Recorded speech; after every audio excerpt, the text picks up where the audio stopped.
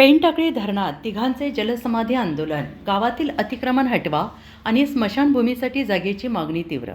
बुलढाणा जिल्ह्याच्या मेहकर तालुक्यातील सारशिव या गावामध्ये जिल्हा परिषद शाळेच्या परिसरात केलेले अतिक्रमण काढण्यात यावे, गावात हिंदू स्मशानभूमीसाठी जागा देण्यात यावी अशी मागणी वारंवार करण्यात येत होती. मात्र त्याची दखल घेतली जात नसल्यामुळे गावातीलच मनीषा जाधव, प्रवीण राजगुरू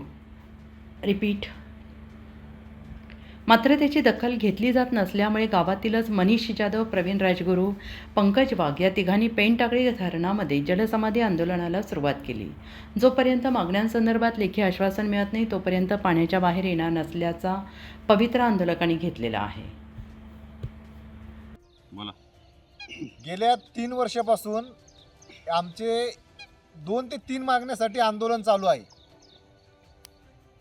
किरकोळ ग्रामपंचायतचे विषय, जिल्हा परिषद शाळेभोवतालचं अतिक्रमण काढण्यात यावं, हिंदू स्मशानभूमी ही ज्यांनी अतिक्रमण केलेलं आहे त्याच्या ताब्यातून घेऊन ही हिंदू समाजाच्या ताब्यात देण्यात यावी आणि कायदेशीर सिंचन उपसा जो चालू आहे बनातील विहिरीतला तो उपसा थांबवण्यात यावा व जी झटका मशीन लावलेली ती झटका मशीन काढण्यात यावी.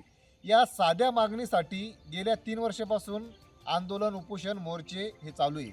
हाच विषय आम्ही माननीय आमदार सिद्धार्थ खरात या जनता दरबारामध्ये घेतला होता. एवढा मोठा विषय जनता दरबारामध्ये घेऊन सुद्धा त्या विषयाची अजूनसुद्धा पूर्तता झालेली नाही. पंचायत समिती कार्यालय मेहकर येथे आम्ही आमरण उपोषण केले असता माननीय आमदार सिद्धार्थ खरात यांनी 8 दिवसात तुमच्या मागण्या पूर्ण करू असे आम्हाला आश्वासन दिले होते. तरीसुद्धा या मागण्याची आत्तापर्यंत पूर्तता झालेली नाही. आज परीक्षेचा काळ आहे, गरमीचे दिवस आहे, त्या जिल्हा परिषद शाळेच्या साध्या खिडक्यासुद्धा उघडतात नाही, विद्यार्थ्याला मोकळा श्वाससुद्धा घेता येत नाही. अत्यंत ते विद्यार्थ्यांची गळचेपी झालेली आहे. आज उन्हाळ्याचे दिवस आहे, पाणी टंचाई चालू आहे. सारशिवची पाणी जी व्यवस्था आहे ती व्यवस्थित सुरळीत चालू नाही, पाईपलाईन नेहमी बिघडते. आज लोकांना पाण्यासाठी वणवण करावं लागते, तरीसुद्धा त्या बनातील विहिरीतले कायदेशीर सिंचन उपसा चालू आहे.